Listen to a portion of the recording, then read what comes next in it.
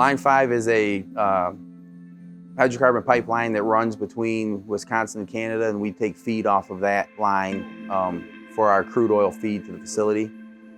Governor Gretchen Whitmer in Michigan has here recently notified Enbridge that she is revoking their easement to operate Line 5 through the Straits of Mackinac and is requiring them to shut that line down in May. We receive crude down that line, and if we do not get what we need from Line 5, we will no longer be able to survive here.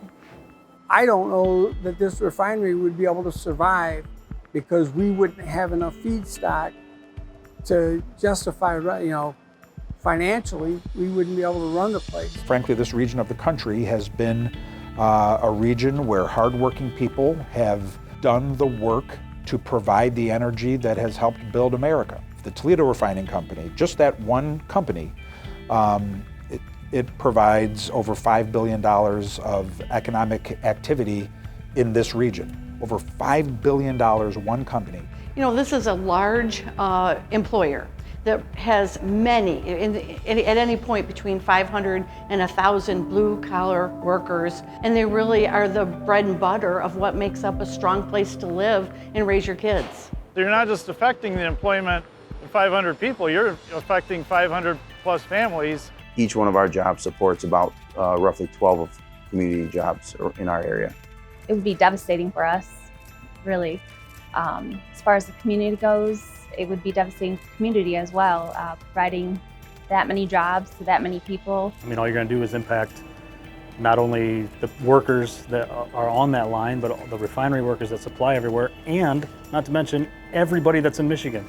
If you shut down the refineries here in Northwest Ohio and Line 5, I hate to break it to you, but those Michiganders, they're going to be paying a lot for gas. When we talk about clean energy and green energy, you're talking years and years and years in the making. It cannot be done overnight. And until then, you've got to have something to keep you going and supply the needs that you have now. I know that there's going to be a time when energy won't be as dependent on fossil fuels. That's a long time from now. In that time period, we need to have a rational way to transition and do that in a way that protects our industries, protects our workforce, and protects our future. The rest of the world is going to be on fossil fuels, whether we are or not, for many, many years to come.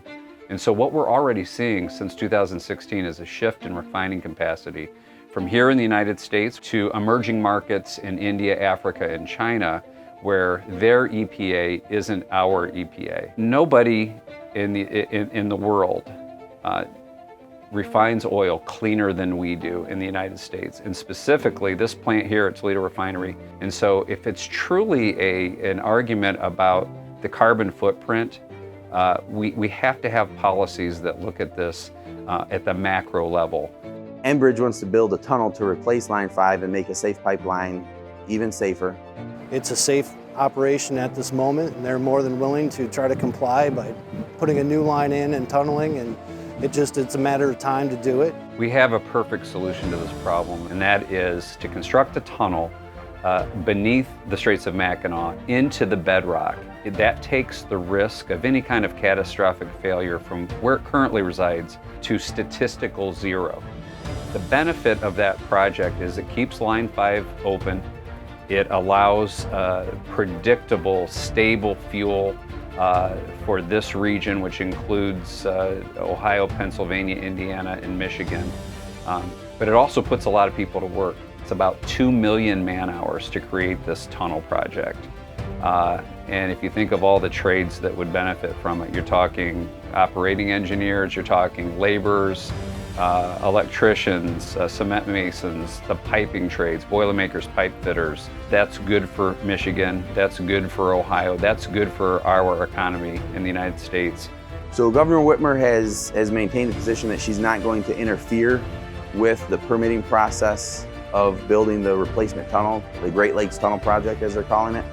But since she has made notification that she's going to revoke the easement, that permitting process is sort of starting over. We're asking that the state of Michigan, we're asking Governor Whitmer, we're asking Attorney General Nessel to look at the big picture here, to work with us on a path forward. We want the same things. We want clean, affordable energy, but we also want it transmitted safely.